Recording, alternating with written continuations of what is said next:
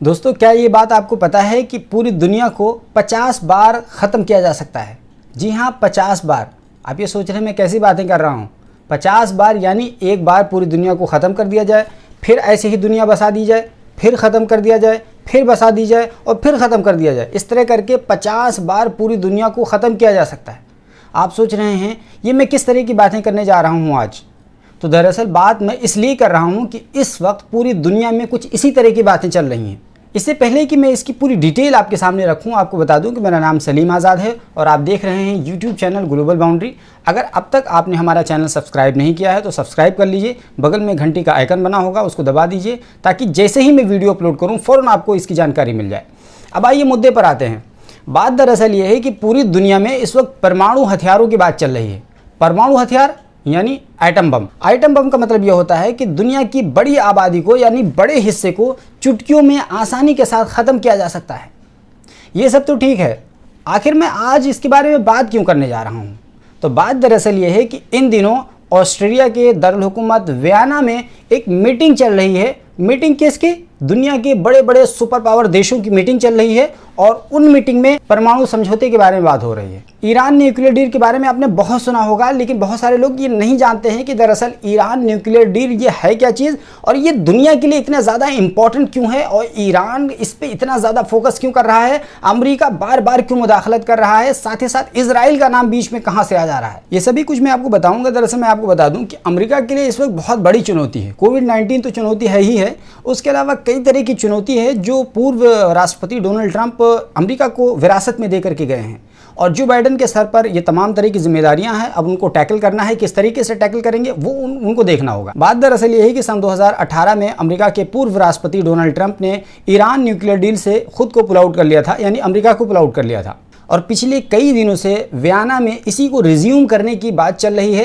यानी उसको दोबारा से बहाल करने की बात चल रही है। तो आप सोच रहे होंगे कि आखिर ईरान न्यूक्लियर डील ये कौन सी ऐसी चीज़ है कि इस पर इतनी ज़्यादा बातचीत की जा रही है, इंटरनेशनल मीडिया में पूरी तरह से छाया हुआ है और बड़े बड़े देश, ताकतवर देश यानी America, UK, France, Britain, China, इस तरह के जैसे देश इसमें दिलचस्पी ले रहे हैं और पूरी दुनिया की नज़र इस पर टिकी हुई है। आइए हम सीधा मुद्दे पर आते हैं और आपने जो बरसों से ईरान न्यूक्लियर डील के बारे में सुना होगा उसके बारे में हम आपको डिटेल में बताते हैं कि दरअसल ईरान न्यूक्लियर डील है क्या चीज़, इस पर इतनी ज़्यादा बातचीत हो क्यों रही है। दरअसल ईरान न्यूक्लियर डील का मतलब ये है कि कुछ देशों के दरमियान एक समझौता हुआ था सन 2015 में। वो देश कौन कौन से थे?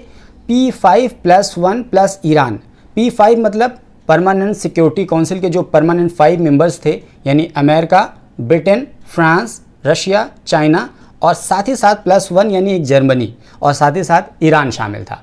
तो ये जो 6 कंट्रीज़ शामिल थे, इन 6 के दरमियान में सन 2015 में एक समझौता हुआ था और समझौता इसलिए हुआ था कि ईरान को परमाणु हथियार बनाने से रोक दिया जाए और ईरान को ये कहा जाए कि आप यूरेनियम को जो इनरिचमेंट करें वो सिर्फ इतना करें कि उससे बिजली पैदा की जा सके, इससे ज़्यादा आप परमाणु हथियार की तरफ ना जा सकें। अब अगला सवाल ये है कि आखिर ईरान न्यूक्लियर डील यानी समझौते की ज़रूरत ही क्यों पड़ गई? तो इसका जवाब यह है कि दरअसल 90 के दशक से ही पूरी दुनिया को इस बात का शक था कि ईरान परमाणु हथियार बना रहा है।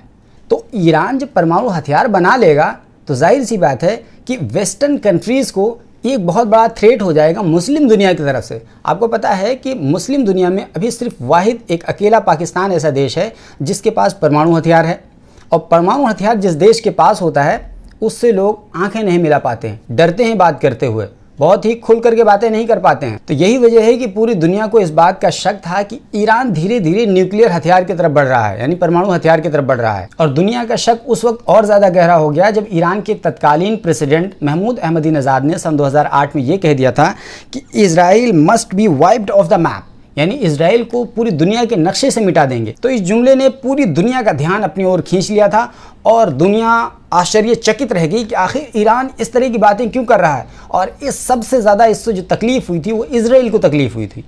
आप सोच रहे होंगे इजराइल को क्यों तकलीफ़ हुई? तो दरअसल इजराइल और ईरान दोनों एक दूसरे के बहुत एक कट्टर दुश्मन हैं। यही वजह है कि इजराइल और ईरान एक दूसरे को फूटी आँख नहीं भाते हैं। यानी अगर इजराइल का बस चले तो ईरान को सफ़ेद हस्ती से मिटा दे, ईरान का बस चले तो इजराइल को निस्त नाबूद कर दे। दोनों एक दूसरे के जानी दुश्मन हैं, किसी तरीके से एक दूसरे को बर्दाश्त करने के मूड में नहीं हैं। तो इजराइल को ये डर हुआ कि अगर ईरान इस तरह की बातें कर रहा है, इसका मतलब उसके पास कहीं ना कहीं परमाणु हथियार आने वाला है और वो बहुत करीब है परमाणु हथियार के। हालांकि जब अहमदीनजाद ने इस तरह की बातें कही थी तो उनकी इस बात पर पूरी दुनिया की तरफ से प्रतिक्रियाएं आने लगी थी और ये सवाल किया जाने लगा था कि आपने ये जुमला क्यों बोला। तो अहमदीनजाद ने कहा था कि मेरी बातों को गलत तरीके से पेश किया गया, पूरी दुनिया ने इसको तोड़ मड़ोड़ के पेश किया, जैसा कि आम लोग कह देते हैं फ़ौरन। तो महमूद अहमदीनजाद का कहना था ये इंग्लिश को लोग समझ नहीं पाए और इंग्लिश में मेरे बोलने का मतलब कुछ और था, दुनिया ने कुछ और समझा। बहरहाल ईरान ने अपने आप को डिफेंड करने की कोशिश की इस जुमले के हवाले से। तो लेकिन चूंकि बात निकल गई थी मुंह से, यही वजह है कि ईरान को कई तरह की पाबंदियां झेलनी पड़ी और ये पाबंदी ईरान को आज से नहीं झेलनी पड़ी। सन 2003 से ही यूनाइटेड नेशन ने ईरान पर सख्त तरीके से पाबंदी लगा दी थी, यानी इकोनॉमिक सैंक्शंस लगा दिए थे और ईरान की कमर टूट गई थी। आप देखिए कि सन 2005 में वहाँ चुनाव होता है, महमूद अहमदीनजाद वहाँ के सदर बनते हैं। उसके 2 साल पहले ही ईरान पर सैंक्शंस लगा हुआ था और महमूद अहमदीनजाद सन 2005 में सदर बनते हैं, 2009 तक सदर रहते हैं। उसके बाद 2009 में चुनाव होता है, दोबारा से वो सदर बनते हैं और फिर सन 2013 में यानी इकोनॉमिक सैंक्शंस को लिफ्ट किए जाने की बात होती है, क्योंकि ईरान की कमर टूट गई थी और ईरान आखिरकार नेगोशिएशन के टेबल पर आ गया। और जब ईरान नेगोशिएशन के टेबल पर आया तो उसके सामने आए P5 प्लस जर्मनी। सन 2013 में एक साथ आए, ईरान के साथ नेगोशिएशन होने लगी और होते होते ये लगभग 1.5 साल लग गए और आखिरकार सन 2015 में ओबामा के सरकार में एक डील साइन हुई। इसी को ईरान न्यूक्लियर डील कहते हैं। इस डील में ये कहा गया कि ईरान न्यूक्लियर हथियार की तरफ नहीं बढ़ सकता है। ईरान अगर चाहे तो सिर्फ और सिर्फ यूरेनियम को 3.67% इनरिच करके बिजली पैदा कर सकता है। इसी ईरान न्यूक्लियर डील को officially joint comprehensive plan of action, जिसको JCPOA कहा गया। सन 2015 के ईरान न्यूक्लियर डील में ये भी कहा गया था कि ईरान की जो न्यूक्लियर फैसिलिटीज़ हैं, यानी 2 फैसिलिटी मुख्य तौर पर हैं, एक नातांज में है और दूसरा फोर्डो में है। तो फोर्डो और नातांज की जो न्यूक्लियर फैसिलिटी है उनकी जांच करेगा। कौन जांच करेगा? IAEA यानी इंटरनेशनल एटॉमिक एनर्जी एजेंसी। तो ये एजेंसी जांच करेगी और ये देखेगी कि क्या ईरान किसी तरह के इनरिचमेंट ज़्यादा कर रहा है, न्यूक्लियर बॉम्ब तो बनाने की कोशिश नहीं कर रहा है। दरअसल इस एजेंसी की जिम्मेदारी होती है कि वो पूरी दुनिया के एटॉमिक फैसिलिटीज़ पर नज़र रखे और ये देखे कि कोई देश परमाणु हथियार तो बना नहीं रहा है, ताकि कहीं ऐसा ना हो कि धीरे धीरे तमाम देश परमाणु हथियार डेवलप कर लें और दुनिया एक नई युद्ध की तरफ चली जाए। तो इसी वजह से इसका गठन हुआ था 50 के दशक में। कुल मिलाकर अगर ये कहा जाए कि ईरान को न्यूक्लियर हथियार बनाने से रोकने के लिए ये डील की गई थी और उसके बदले में ईरान के ऊपर जो लगे सैंक्शंस थे, यानी पाबंदियां थी, इकोनॉमिक पाबंदियां थी, उसको हटाने की बात कही गई थी। तो आखिरकार उसके बाद से इकोनॉमिक पाबंदियां हटा दी गई और ईरान ने ये कह दिया कि ठीक है, IAEA आकर के इंस्पेक्शन करेगा, जांच करेगा हमारे जितनी भी एटॉमिक फैसिलिटीज़ हैं। उसके बाद आपको याद होगा कि सन 2018 में अमेरिका के पूर्व राष्ट्रपति डोनाल्ड ट्रंप ने ये कहकर अपने आप को यानी अमेरिका को इस डील से पुल आउट कर लिया था कि इससे ईरान का फ़ायदा ज़्यादा है, पूरी दुनिया का फ़ायदा कम है, क्योंकि इस डील में जो बात कही गई है वो ईरान को 10 से 15 साल सिर्फ रोकना है, यानी ईरान को एक तरीके से डिले करा देना है न्यूक्लियर हथियार लाने में। फिर 15 साल के बाद न्यूक्लियर हथियार पर काम करने लगेगा और न्यूक्लियर हथियार फिर से दोबारा से हासिल कर लेगा। तो फिर इस डील का मकसद क्या हो गया? तब तक ईरान 10 से 15 सालों में खुद को इकोनॉमिकली बहुत ज़्यादा स्ट्रांग कर लेगा। उस वक्त ईरान की पोजीशन कुछ और हो जाएगी। फिर हम किस तरीके से यानी किस ईरान से नेगोशिएशन करेंगे, यानी मजबूत ईरान से हमको नेगोशिएशन करना पड़ जाएगा और फिर ये बात ठीक नहीं है। तो यही वजह है कि डोनाल्ड ट्रंप ने बहुत ही ज़्यादा प्रेशर वाली टैक्टिक्स अपना करके ईरान को प्रेशराइज कर दिया था और कई तरह के सैंक्शंस लगा दिए थे, यानी ईरान को पूरी तरीके से बांध दिया था। और डोनाल्ड ट्रंप ने ईरान को मजबूर कर दिया था कि वो अमेरिका के साथ बात करे, लेकिन ईरान एक ऐसा देश था वो झुकने वाला नहीं था। फाइनली ईरान ने सन 2019 में ये कह दिया कि ईरान चूंकि इकोनॉमिक सैंक्शंस झेल रहा है अमेरिका की ओर से और बाकी यूरोपियन कंट्रीज इसकी मदद नहीं कर पा रहे हैं, नहीं कर रहे हैं, तो ऐसी सूरत में ईरान भी अब इन तमाम चीज़ों का, ये जो न्यूक्लियर डील हुई थी इसका पासो लिहाज नहीं रखेगा और जो IAEA को वो इंस्पेक्शंस कराना होता था वो ईरान अब नहीं कराएगा। तो ईरान ने भी एक सख्त रुख अपनाया, जिसकी वजह से पूरी दुनिया को चिंता होने लगी और ख़ास तौर से इजराइल को चिंता होने लगी। आपने मेरी बातों में ध्यान दिया होगा कि मैंने इजराइल और ईरान को एक दूसरे के साथ अपोजिट बताया है, यानी ईरान और इजराइल एक दूसरे के जानी दुश्मन हैं। यही वजह है कि अभी हाल ही में जो ईरान की न्यूक्लियर फैसिलिटी नातांज है, जो सबसे बड़ी न्यूक्लियर फैसिलिटी है नातांज, वहाँ पर साइबर अटैक हुआ है और एक्सप्लोजन हुआ है और बहुत बड़ी तबाही की बात है। यानी कहा जा सकता है कि अब ईरान का जो न्यूक्लियर प्लान है वो ऑलमोस्ट 9 to 10 मंथ्स डिले हो जाएगा, यानी ख़त्म तो नहीं हो जाएगा लेकिन लगभग 9 से 10 महीने डिले हो जाएगा। क्योंकि होता यह है कि अगर आपको न्यूक्लियर हथियार बनाना है तो आपको जो यूरेनियम है वो इनरिच करना पड़ता है, यानी बहुत अच्छी तरीके से रिफाइन करना पड़ता है, यानी कह सकते हैं कि 90% इनरिच करना पड़ता है। और उसको इनरिच करने के लिए आपको सेंट्रीफ्यूजीज की ज़रूरत पड़ती है। तो जितनी ज़्यादा ही सेंट्रीफ्यूजीज होंगे उतनी ही ज़्यादा बड़े पैमाने पर इनरिच होगा। और जब 90% इनरिच हो जाएगा जो रॉ यूरेनियम होगा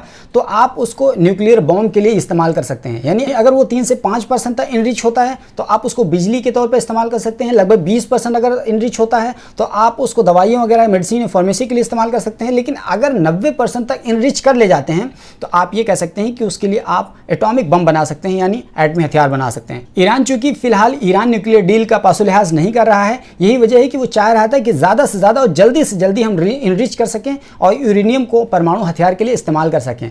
ये देखिए, कोई ये नहीं ऑफिशियली कहेगा कि हम परमाणु हथियार बना रहे हैं, लेकिन हर व्यक्ति की और हर देश की ये ख्वाहिश होगी कि हम खुद को ताकतवर बना लें ताकि हमारी ओर दूसरा आंख ना दिखा सके। ये बहुत ही नेचुरल सी बात है। ईरान गर्चे ऑफिशियली डिनाई करता है कि हम न्यूक्लियर पावर की तरफ नहीं जा रहे हैं, न्यूक्लियर हथियार की तरफ नहीं जा रहे हैं, लेकिन दरअसल बात यही है और सच्चाई यही है कि उसकी भी ख्वाहिश है और उसकी भी कोशिश है कि उसको न्यूक्लियर हथियार मिल जाएं ताकि उसका जो सबसे बड़ा एनिमी इजराइल और दूसरे एनिमी सऊदी अरेबिया है वो दोनों को अपने हिसाब से देख सके। ये ईरान की कोशिश है। अभी फ़िलहाल जो वियना में बातचीत चल रही है ईरान और P5+ जर्मनी के बीच में, तो उसमें पेच ये फंसा हुआ है कि ईरान चूंकि ये कह रहा है कि सबसे पहले अमेरिका हमारे ऊपर से सैंक्शंस हटाए तब हम आगे कुछ बातचीत करेंगे, लेकिन अमेरिका ये कह रहा है कि ईरान इनरिच कर रहा है यूरेनियम को, 60% इनरिच कर रहा है। 60% का मतलब वो बहुत करीब है न्यूक्लियर बॉम्ब बनाने के। तो ईरान, हालांकि ईरान बार बार इसकी डिनाई भी कर रहा है, लेकिन अमेरिका और ईरान दोनों अभी भी इस पे खमोपेच में है कि ईरान कह रहा है कि सबसे पहले अमेरिका हमारे ऊपर से सैंक्शंस हटाए, अमेरिका कह रहा है नहीं, ईरान 60% इनरिच कर रहा है। यही वजह है कि एक दूसरे के दरमियान अभी बात नहीं बन पा रही। हालांकि ये लंबा खिंचेगा, बात बनेगी क्यों नहीं, क्योंकि हर हाल में बात बनना ही है, इसके बगैर काम चलने वाला नहीं। जैसा कि मैंने आपको शुरू में बताया कि अगर ऐसा ना हुआ और खुदा न खास्ता कोई वॉर छिड़ गया, न्यूक्लियर वॉर, तो हम और आप, पूरी दुनिया ख़त्म हो जाएगी, कोई नहीं बचने वाला है। तो ये बात हर बंदा जानता है कि न्यूक्लियर बॉम्ब कितना ख़तरनाक और कितना घातक होता है। यही वजह है कि लोग एक दूसरे के तय बहुत ज़्यादा सॉफ्ट कॉर्नर रखते हैं, नर्म रवैया रखते हैं और ये नहीं चाहते हैं कि किसी तरह से न्यूक्लियर वॉर छेड़ा जाए। यहाँ ईरान एक और बात को लेकर के कंसर्न है कि अभी पिछले साल सन 2020 में उसके टॉप साइंटिस्ट मोहसिन फ़खरीज़ादा को कत्ल कर दिया गया था, जिसका इल्ज़ाम जो था वो इजराइल के खुफिया एजेंसी मोसाद पर लगा था और ये कहा गया था कि इजराइल ने कत्ल करवाया है। बहरहाल इजराइल कभी भी नहीं चाहेगा कि ईरान के पास न्यूक्लियर हथियार आए, और चूँकि अमेरिका और इजराइल एक दूसरे के साथ बहुत अच्छे टाइप हैं, बहुत ही क्लोज टाइप हैं, तो इजराइल और अमेरिका दोनों एक दूसरे के साथ मिल करके ये फैसला करेंगे कि ईरान को किस पोजीशन में रखना है और किस पोजीशन में लाना है। अब देखने वाली बात ये होती है कि ईरान इस पोजीशन में आता है या नहीं आता है, सैंक्शंस झेल पाता है या फिर दोबारा से नेगोशिएशन टेबल पर आता है। हालांकि फ़िलहाल वो नेगोशिएशन टेबल पर है, लेकिन अब देखने वाली बात ये होगी कि पूरी दुनिया ईरान को किस तरीके से टैकल कर पाती है और ईरान को कंट्रोल कर पाती है या फिर ईरान को यूं ही छोड़ देती है। इस वीडियो में आपने आर्थिक पाबंदी और सैंक्शंस के बारे में कई बार सुन लिया होगा, तो आपके मन में नेचुरल से एक सवाल पैदा हो रहा होगा कि आखिर अमेरिका ही किसी पर सैंक्शंस क्यों लगा देता है। अमेरिका अगर चाहता है सैंक्शन लगा देता है, अमेरिका चाहता है सैंक्शन हटा लेता है, ये चक्कर क्या है। तो बात दरअसल ये है कि अमेरिका चूंकि बहुत बड़ा प्लेयर है और बड़ा प्लेयर हमेशा छोटे प्लेयर पर सैंक्शंस लगाता है, और छोटे प्लेयर पर जब सैंक्शन लगाएगा तो ये कह देगा कि इससे जो कोई भी खरीदो फरोख्त करेगा तो फिर हम तो उस पर भी सैंक्शन लगा देंगे। यही वजह है कि जब किसी दूसरे देश पर लगता है तो सारे लोग डरने लगते हैं। जैसे ईरान पर सैंक्शन लगा तो सारे लोग डरने लगे, यहाँ तक कि भारत ने भी ईरान के साथ किसी तरह का ट्रेड बंद कर दिया, यानी ऑयल वगैरह आते थे ईरान से वो बंद कर दिया। क्यों? उसकी वजह ये होती है कि जब अमेरिका किसी पर सैंक्शन लगाता है तो वो बैंकों को फ्रीज कर देता है, और जब इंटरनेशनल बैंक को ही बंद कर दिया जाएगा तो जाहिर सी बात है फिर ट्रांजैक्शन कैसे होंगे। जब ट्रांजैक्शन नहीं हो पाएंगे, लेन देन ही नहीं हो पाएगा, मान लीजिए कि ईरान भारत को तेल भी दे दे लेकिन भारत उसका भुगतान नहीं कर पाएगा, तो फिर ईरान के तेल देने का मतलब क्या होगा, ईरान को फायदा कहां से होगा।